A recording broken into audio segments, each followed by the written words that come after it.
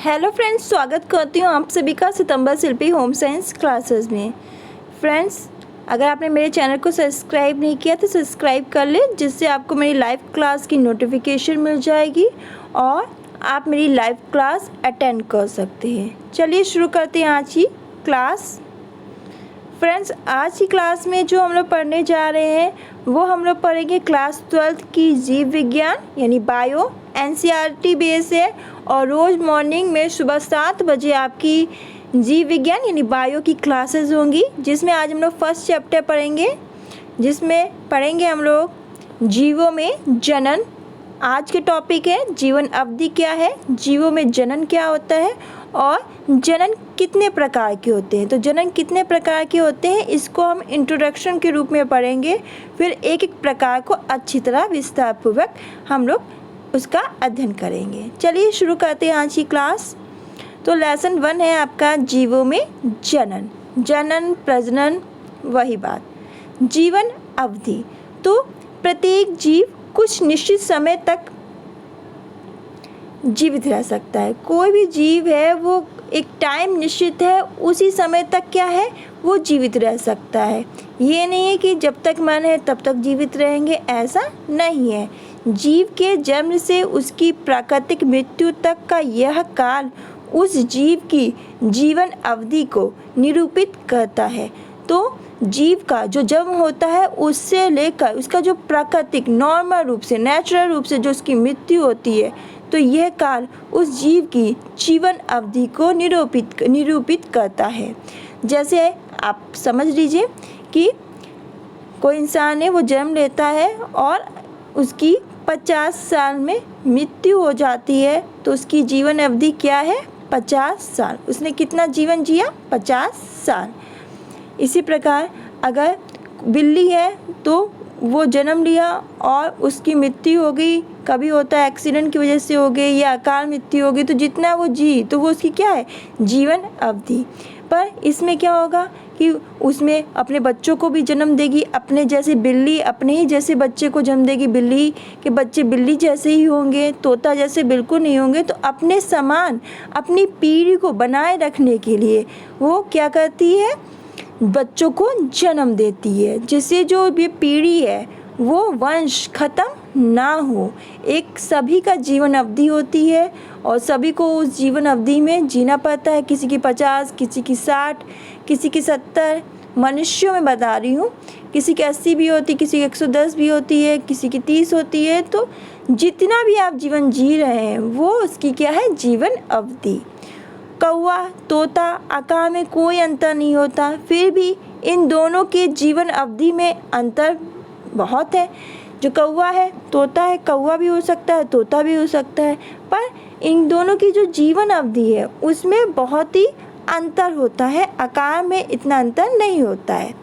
आम का वृक्ष की जीवन अवधि पीपल के वृक्ष की तुलना में बहुत कम होती है। जो आम का वृक्ष की जो जीवन अवधि है वो पीपल के वृक्ष की तुलना में बहुत कम होती है। जीवन अवधि भले ही कितनी ही हो, परंतु जीव की मृत्यु सुनिश्चित है। ये है कि जिसने जन्म लिया है तो उसकी मृत्यु होना ही है। पर जीवन अवधि भले ही कितनी हो, ये नहीं पता कि कौन मनुष्य कितने जीवन तक जिएगा, ये किसी को नहीं पता। एक कुछ अनुमानित मैं आपको बता रही हूँ जीवन अवधि, जिसमें मैं पहले बता रही हूँ आपको तितली। जो तितली है आपकी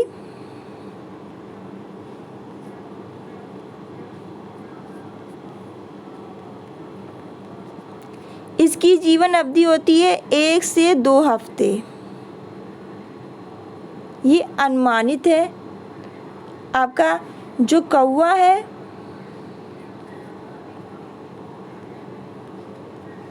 इसकी जीवन अवधि 15 वर्ष होती है। तोता है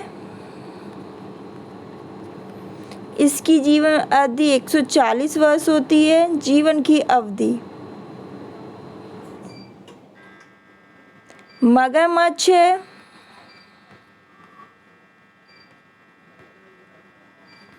इसकी जीवन अवधि अनुमानित 60 वर्ष होती है। आपका कछुआ है इसकी जीवन अवधि 100 से लेके 150 वर्ष होती है। तो ये कुछ आपकी अनुमानित जीवन अवधि हैं कि ये कितना जीवन जीते हैं। जीवों में जनन या प्रजनन भी कहते हैं। यह एक जीव वैज्ञानिक प्रक्रम के रूप में परिभाषित किया जा सकता है।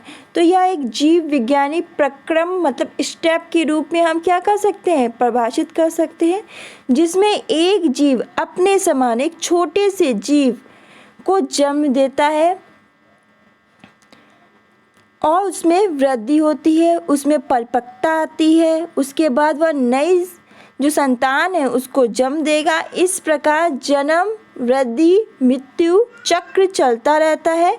जनन प्रजाति में जो जनन यानी प्रजनन प्रजाति में, जनन प्रजाति में एक पीढ़ी के बाद दूसरी पीढ़ी में निरंतरता बनी रहती है। एक पीढ़ी के बाद दूसरी पीढ़ी, जैसे आप समझ लीजिए आपके दादी बाबा हैं तो उनके बाद दादी बाबा, उसके बाद मम्मी पापा, फिर आपकी पीढ़ी, फिर आपके बच्चे।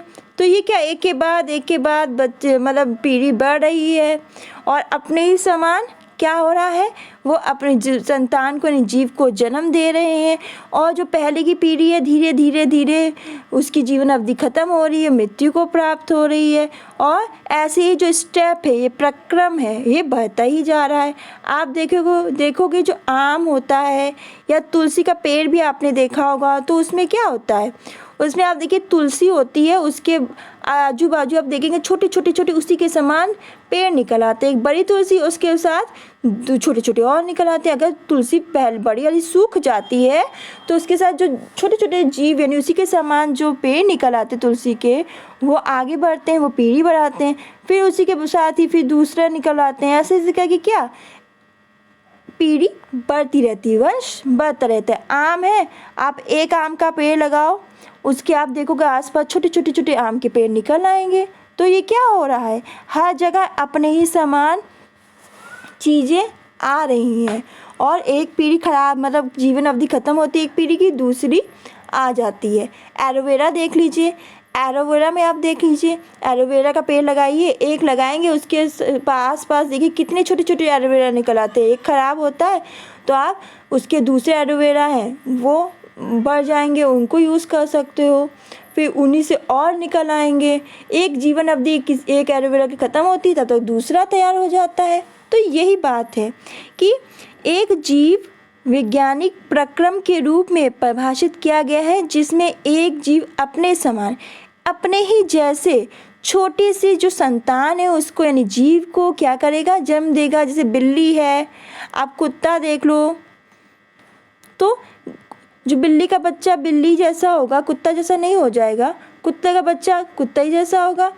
अब कुत्ता है, उसने जन्म दिया, पिल्ला है, छोटा सा पिल्ला है, कुत्ता मर गया, वो पिल्ला बड़ा होगा, फिर दूसरी पीढ़ी को जन्म देगा। सबकी जीवन अवधि है और ऐसे ही वंश बढ़ता रहता है। इससे क्या होती है, एक पीढ़ी से दूसरी पीढ़ी में जो कंटिन्यू बनी रहती है, निरंतरता बनी रहती है। और इसमें क्या होता है, जन्म होगी, फिर उसमें वृद्धि होगी, फिर उसमें परिपक्वता आएगी और उसके बाद क्या आएगा, वो परिपक्व होगा। उसके बाद वो किसको प्राप्त हो जाएगा, मृत्यु को प्राप्त होगा। जन्म होगा, फिर वृद्धि होगी, परिपक्वता आएगी, फिर क्या होगी, मृत्यु को प्राप्त हो जाएगा। तो यही है जीवों में जनन। मनुष्यों में आप देखिए एक पीढ़ी के जैसे दादी बाबा हैं, फिर दादी बाबा से पापा मम्मी, फिर पापा मम्मी से फिर हम लोग के बाद आगे की पीढ़ी। तो क्या अपने ही समान जीवों का जन्म हो रहा है, संतान का जन्म हो रहा है, उसकी वृद्धि हो रही है, उसमें परिपक्वता आ रही है और उसकी मृत्यु हो रही है, जीवन अवधि भी समाप्त होती है। सबकी जो आप ये समझो कि सबकी मृत्यु का टाइम और समय निश्चित है, तो नहीं, सबकी जीवन अवधि समाप्त होगी। पर ये नहीं है कि हाँ कि मनुष्यों में सबकी जीवन अवधि का टाइम निश्चित हो कि हाँ इतने यानी 50 साल जीना है और उसके बाद जीवन खत्म। कोई 50 जीता है, कोई 60 जीता है, कोई 70 जीता है। जीव वैज्ञानिक संसार में व्यापक भिन्नता पाई जाती है। तो जीव विज्ञानिक संसार है जो, उसमें जो व्यापक भिन्नता देखने को मिलती है, आप समझ लीजिए ये क्वेश्चन पूछा जाता है जनन प्रक्रिया कितने प्रकार की होती है। तो जनन प्रक्रिया आपकी 2 प्रकार की होती हैं। कितने प्रकार की? 2, जो एक अथवा 2 जीवों के बीच, एक हो या 2 जीवों के बीच भागीदारी पर आधारित होती है। या तो एक जीव होगा या 2 जीव के बीच भागीदारी होगी तो उसी से जनन प्रक्रिया होगी। जनन प्रक्रिया आपकी 2 प्रकार की है, जिसमें आपका अलैंगिक जनक, लैंगिक जनन है। तो इसको मैं बता रही हूँ एक इंट्रोडक्शन के रूप में। नेक्स्ट क्लास जब होगी, जब भी, तो मैं इसको अलैंगिक जनन को पूरी अच्छी से डिफाइन करूँगी और फिर लैंगिक जनन को अच्छे से डिफाइन करूँगी कि ये होता क्या है, अलैंगिक जनन क्या होता है। देखिए, जब संतान की उत्पत्ति एकल जनक द्वारा युग्मक निर्माण की भागीदारी के साथ अथवा इसकी अनुपस्थिति में हो तो वह जनन अलैंगिक जनन कहलाता है। इसमें क्या होता है, जो संतान है उसकी उत्पत्ति एकल यानी एकल जनक द्वारा युग्मक निर्माण की भागीदारी के साथ, एकल जनक होगा इसमें, तो ये मनुष्यों में नहीं होता है।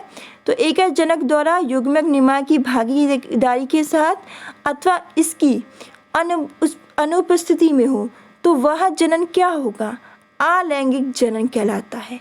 और लैंगिक जनन क्या होता है, इसमें जब 2 जनक यानी विपरीत लिंग वाले, एक जैसे लिंग नहीं, विपरीत लिंग वाले 2 जनक जनन प्रक्रिया में भाग लेते हैं। जो प्रजनन प्रक्रिया यानी संतान को जनन प्रक्रिया में भाग लेते हैं, वह नर व मादा युग्मक, इसमें नर और मादा युग्मक में युग्मन होता है, तो यह लैंगिक जनन कहलाता है।